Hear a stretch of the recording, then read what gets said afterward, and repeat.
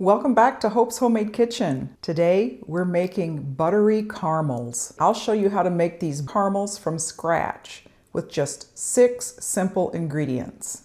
Now every year my kitchen kind of turns into a candy making workshop. For many years I've been making treat boxes for friends and family, but I'll show you step by step how to make them, and then I'll show you how to wrap them beautifully for gifting. Let's get started and I'll show you the ingredients. The ingredients for the homemade caramels are butter, brown sugar, vanilla, sweetened condensed milk, salt, light corn syrup. I'll be using a 13 by 9 inch glass pan sprayed with cooking spray. You'll also need some kind of candy thermometer. I'm using an instant read thermometer. And for wrapping the caramels, I have caramel wrappers. And for gifting, I have holiday-themed treat bags with matching ribbon. Now, most of the candy making will take place at the stove, but first, I'm going to spray a 13 by 9 inch glass pan with cooking spray. Now, you can use butter if you like, and then I'm just going to wipe kind of the excess out. I don't want it to be too greasy, but just enough so we're able to get those caramels out of the pan and cut them. Okay, to start off, we're going to melt our butter. I'll be melting 1 cup of butter. I'm just using 2 sticks of salted butter, and I have a 3-quart saucepan. You could use a 2 or a 3-quart saucepan is the most manageable. And just over medium heat, just melt the butter. I want to add in 2 1/4 cups of packed brown sugar.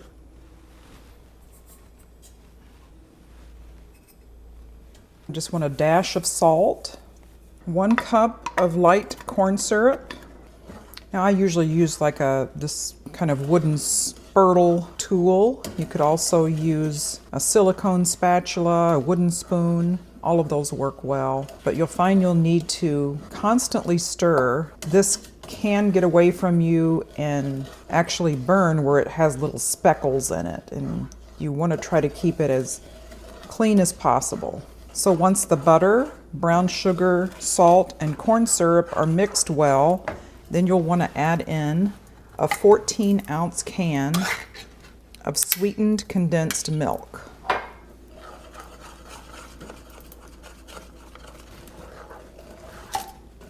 So this part will be the longest part.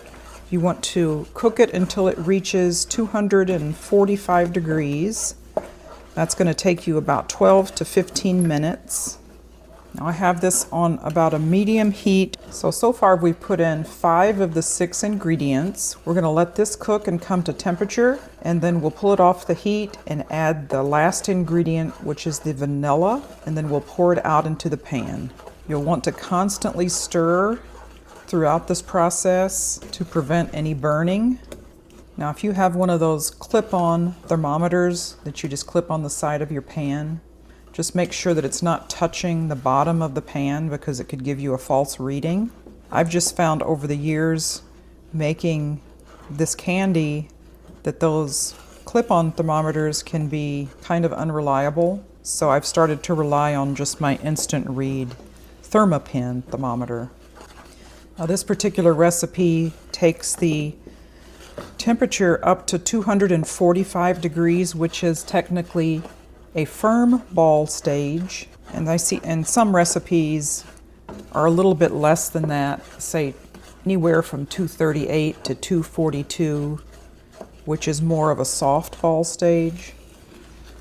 So I find that once it reaches about 242 degrees, it's really kind of good to go. But sometimes, depending on the weather, you might get little harder caramels. Some days it could be softer caramels. I see little speckles in there, and that's just means that the sugars are getting more browned. If I walked away from this, it would turn into a lot of different darker speckles, which means that it could be burning. So I just keep stirring with a quick motion like that. And if you pour your caramels out and there's speckles in it, it's not the end of the world. They're still going to taste good. So I'm about at the 8-minute mark right now, and we want to go 12 to 15 minutes to get to temperature. And I see it's not boiling yet, so I haven't taken the temperature of it. I'll just wait until it starts to boil and then keep an eye on it. Starting to see some bubbles form in there. Make sure when you're stirring it, you get around the edges and the little corner of the bottom corners of the pan edge there. So see how it's given a nice boil kind of all the way through, not just on the edges now. Getting close. It's at 226 degrees. Now when I take the temperature, I do not want to touch the edge or the bottom of the pan. You want to take it just right kind of in the middle of the mixture. Now that timer was just to show you where it is at 12 minutes. It's almost there. So the recipe is correct in saying that it'll take 12 to 15 minutes. Okay, it's approaching and getting into the soft ball stage here. I want it to be at least 242 before I pour it out. It's at 236, 237. Right now it's getting a little bit darker. Good caramel color. Okay, it hit 242, and that's what it looks like when you want to cut the heat and pour it out. But first we'll add some vanilla. So I've cut the heat off. I'm going to add about a teaspoon of vanilla. Just make sure that gets blended in really well.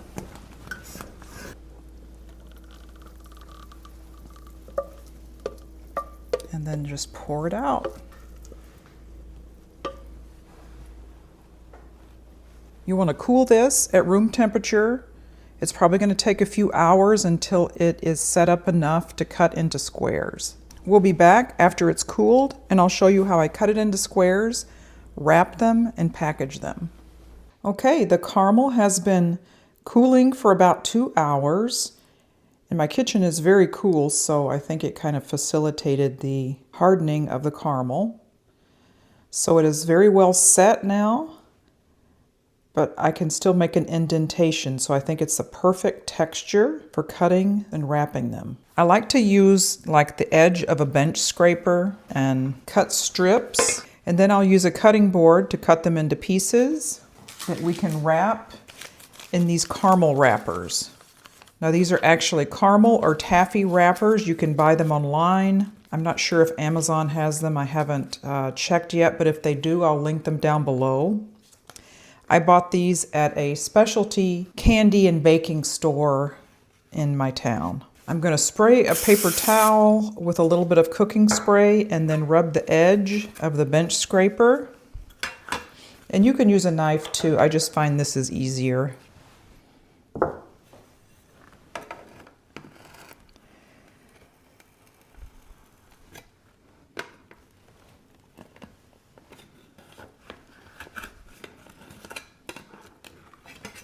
So you see the first, it came out pretty easily.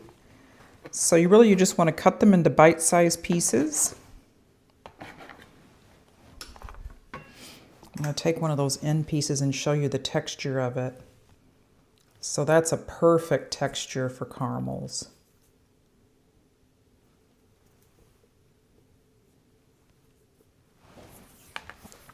Now don't worry, we will do a taste test on these. I just wanted to show you how I wrap them. So just put it kind of in the middle.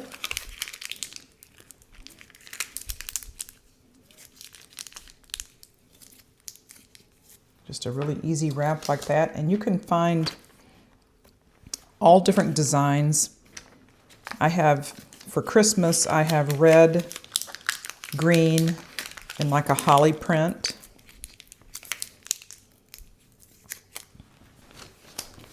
Here's the green and the holly print. It really, if I had some clear bags, I would put a mixture of these, but I just have these clear and red bags, so I think the best color is the red.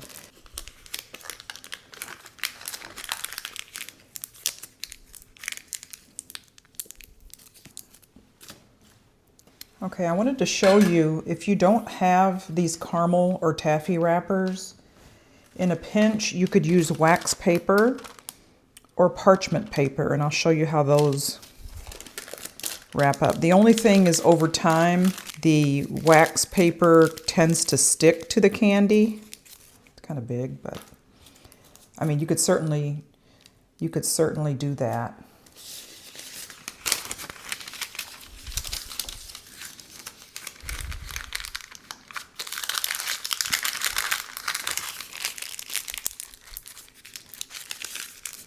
You could also use parchment paper, and that wraps up as well. I mean, first choice would definitely be the special caramel wrappers because they have that special wax coating and the caramels rarely stick to that. And that would be the result for a wax paper one and the parchment paper. Now, of course, there's all the fuss of having to cut the parchment and the wax paper. So it's really, if you can, it's worth it to buy the special caramel wrappers. I make several candies, and this is the top two. And the other one that I make is toffee that people really seem to like a lot. And I'll also be doing a video on making toffee this year. But if your first batch doesn't turn out, it's really about practice. But if you follow the steps that I outlined in the video, you should be fine. And these are really fun to make, and you know, you can get people involved in the wrapping and bagging these up for little gifts. Just as an example of what I would wrap up as a little caramel bag. You can get these at the dollar store. This is like a 20-count pack of treat bags, and they have all different designs.